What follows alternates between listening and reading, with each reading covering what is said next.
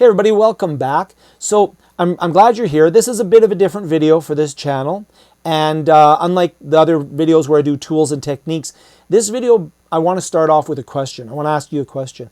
And the question is, have you ever been overwhelmed by all of the things that you want to learn, all the things you want to do, all of the ways that you want to become more productive?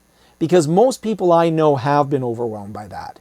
And the problem with becoming overwhelmed is that you can reach a point of inaction, or even worse, you can reach a point of undirected action, where you're just constantly looking at 5 different ways to do time management and you never manage your time. So in this video, what I want to do is present to you a framework that I've developed over 20 plus years of teaching with thousands of students and thousands upon thousands of hours of classroom instruction and online instruction.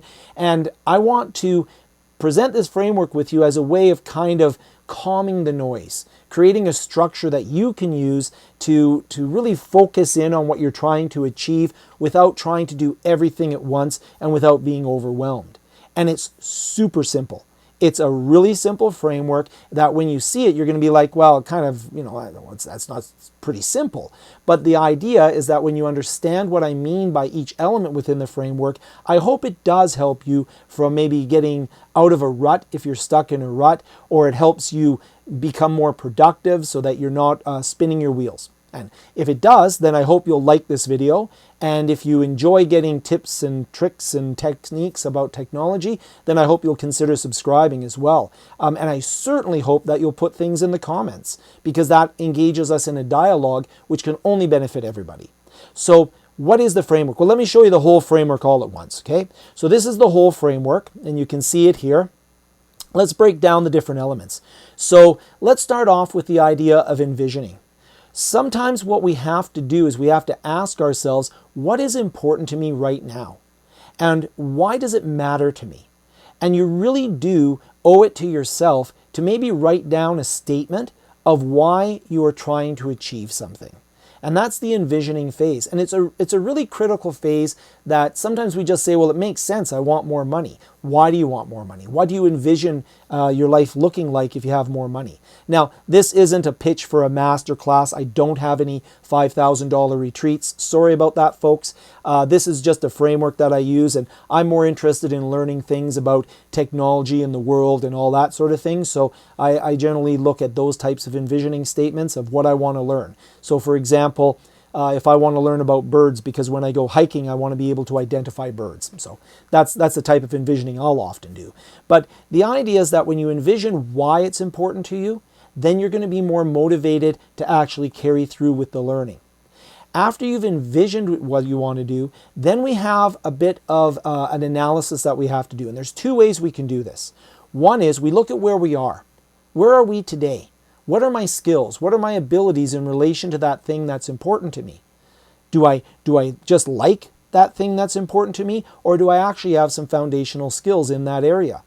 And then we look at where we want to be. What does it look like when I actually have those skills? And let me give you an example from a lot of my classes. So I teach a lot of data science. So I have a lot of people that want to become data scientists.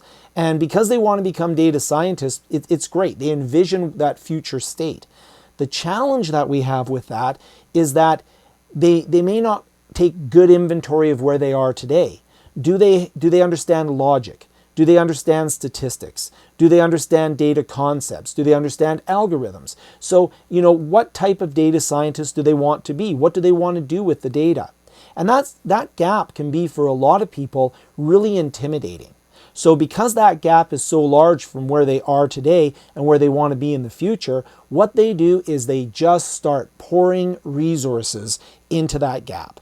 They pour books and videos and online courses, and they just start pouring tons and tons of resource gathering in order to try to close that gap. Well, one of the things I recommend when I talk about this framework is that when we envision where we are and where we want to be, we want to make sure that we close that gap before we start resourcing it. And what I mean by that is, you're not going to be able to do everything at once. So rather than try to learn 10 topics to get somewhere, maybe what we're going to do is just learn one thing, and that closes a gap. Second thing, closes a gap, and that way we take that one step at a time. It also makes our resource gathering much easier. So what we want to do is, rather than get 10 ways to be more productive, we want to find 1 or 2 ways to manage time. And then when we find that we're able to manage our time, then we find 1 or 2 ways to maybe manage our finances. And then we manage our finances. And then we find 1 or 2 ways to manage our diet. And then we manage our diet. And what we do is we slowly improve over time, not trying to make a drastic change to everything all at once. We have small gaps that we resource, a little more shallow, if you would. We don't overwhelm our system with so many resources that we can't even navigate them. You want to learn one thing, go, one thing, go. And then as each iteration of that learning occurs, we also want to make sure that we have a mechanism in place to measure and see if that learning has occurred so that we can move on to the next stage. Now, this is basic when it comes to course design, for example. What we do in course design is we set a series of objectives, we set a series of activities to achieve those objectives, and then we have a measurement to see if you've achieved those objectives. That's a pretty simple way of talking about course design, but effectively, if you're designing a learning experience, that's kind of how you do it. Today's world doesn't really work perfectly with that type of design, because the objectives of what we want to do, we want to be able to have dynamic objectives that allow people to adapt to changing circumstances. And certainly when you're dealing with your own personal growth, your objectives may change, but this framework doesn't. You envision what you want, determine where you are, determine where you want to be, identify a gap and try to narrow it as small as it can be, resource the narrowest of gaps that you can, get that learning occurring, measure it, and then move on to the next phase, on and on and on. So you achieve big things by doing small things one at a time. Now, a lot of this may seem intuitive and it may seem like something you've heard before, but I wanted to make this video just to maybe remind you of it, or to give you the diagram so that you could post this up on your wall, or so anytime you're designing your own learning experience, you could do a learning journal. And you could write your envisioning statement. You could do an inventory of where you are. You could do an inventory of where you want to be and say, oh, there's too much in between here. I'm going to narrow down that gap and just do this in 4 phases instead of trying to do it all at once. I've got 37 resources here. It's way too much. I'm just going to have one book get through that one book, or I'm just going to have one piece of software. Even when it comes to software, I'm just going to learn the 3 critical features of that software. And by doing that, I think you're going to find that you're able to take a lot more control of your own learning, and you're going to have a lot of little successes that add up to really big successes. So this may have been obvious to you. This may be new to you, but I do hope it's useful to you, either as a reminder or as a guide that you can use for your own learning.